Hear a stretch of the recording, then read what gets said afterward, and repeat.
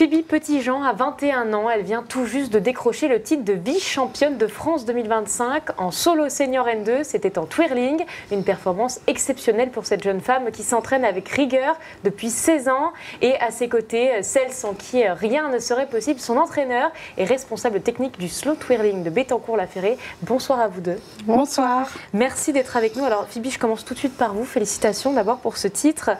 On imagine l'émotion que vous ressentez, comment ça s'est passé sur place? Racontez-nous un petit peu ce que vous avez ressenti le jour où on vous a dit vous êtes vice-championne. Ça a été une immense fierté, surtout que je ne m'y attendais pas. Et ça a été une grande récompense pour tout le travail qui a été effectué avec Florence du coup. Et j'en suis vraiment très reconnaissante et je suis très fière. Alors justement, cette fierté, j'imagine que vous l'avez ressentie, vous, Bien spectatrice, sûr. Vous avez vu votre championne sacrée. Qu'est-ce qu'on ressent en tant que coach? En tant que coach, c'est comme a dit Phoebe, une très très grande fierté.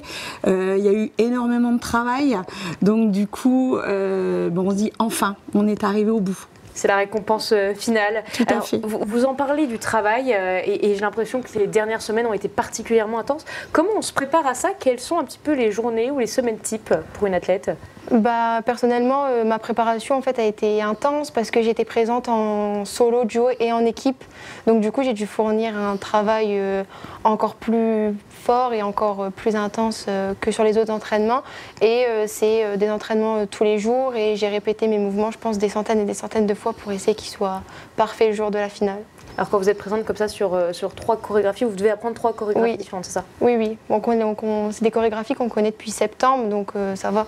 Mais ouais. Vous avez pu les répéter un petit peu. Oui. Quelles étaient selon vous les clés, en tout cas les points à travailler pour être sûr d'obtenir un titre sur ces championnats? Alors, du travail, de la rigueur, beaucoup d'écoute aussi, puisque, comme l'a dit Phoebe, c'est du travail au millimètre pour essayer de faire une prestation parfaite. Donc, on a beaucoup échangé toutes les deux. On a même fonctionné, puisque quand elle nous dit travail journalier, on n'avait pas un gymnase tous les jours. Donc, elle travaillait chez elle, dans son jardin. Et donc, c'était des vidéos que j'avais tous les jours et que je corrigeais au fur et à mesure. Voilà. Justement, ces vidéos, on les voit passer, ça c'est votre performance. Quelle a été, alors vous le disiez, rigueur, ça fait depuis 16 ans que vous vous entraînez et vous avez déjà quand même un petit palmarès, et je rappelle notamment le championne de France junior en 2019. Pour vous, quels ont été les défis et les ajustements que vous avez dû faire? Parce que là, c'est plus le même niveau, vous êtes passé de junior à senior. Oui, c'est ça.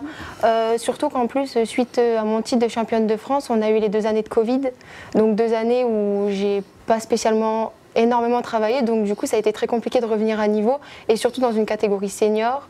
Mais du coup les ajustements, je les ai beaucoup fait avec Flo. C'est elle qui m'a beaucoup aidée, surtout sur le mental, aux entraînements, et qui m'a beaucoup poussée, et c'est grâce à elle si j'ai réussi à avoir ce titre. La clé, c'est le mental? La clé est le mental, oui. Le travail et le mental, oui, bien sûr. C'est toujours difficile en compétition quand elle se retrouve devant un jury, devant un public, surtout là en finale, c'est quand même toute la France qui est là. Il y a la télé aussi, puisque ça passe sur YouTube, en direct également les finales.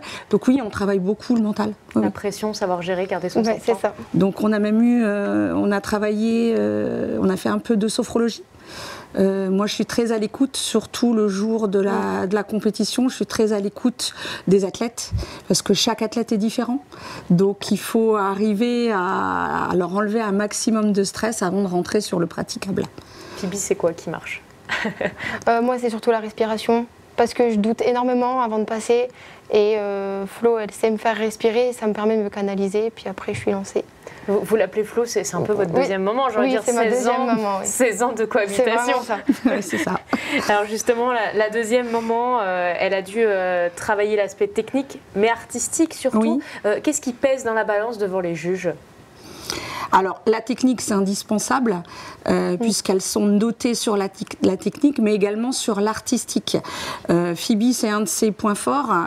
Cette année, donc, elle avait une musique, c'était une version de « Je suis malade ».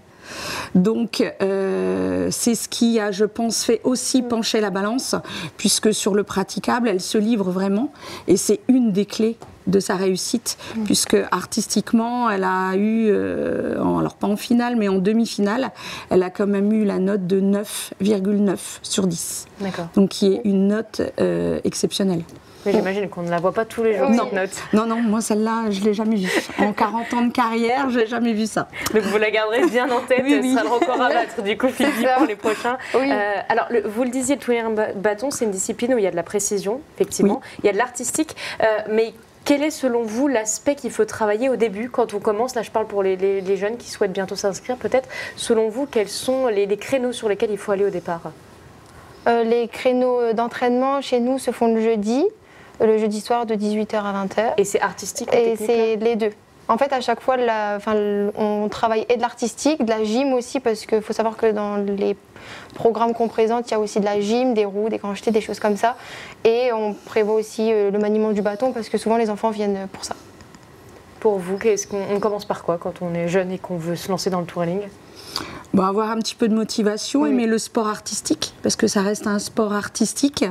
Et puis, avec beaucoup de, je dirais, avec du courage, un peu de patience aussi, parce que c'est un sport qui est difficile et qui, pour pouvoir arriver à un niveau comme Phoebe, c'est pas en 2 ans de pratique qu'on y arrivera. Il faut véritablement de nombreuses années pour arriver à attraper un niveau, comme on dit, et réussir. Mais quand on veut, on peut. Et justement, c'est accessible à tous. Je termine rapidement parce qu'il nous reste quelques secondes. Quelle est la suite pour vous, Phoebe? Et puis même Florence, j'imagine que vous allez continuer à accompagner. Oui, toujours accompagnée de Florence. L'année prochaine, du coup, je me représente en solo, mais dans la filière du dessus, parce que lorsqu'on monte sur le podium aux France, on doit aller sur la filière N. Donc voilà.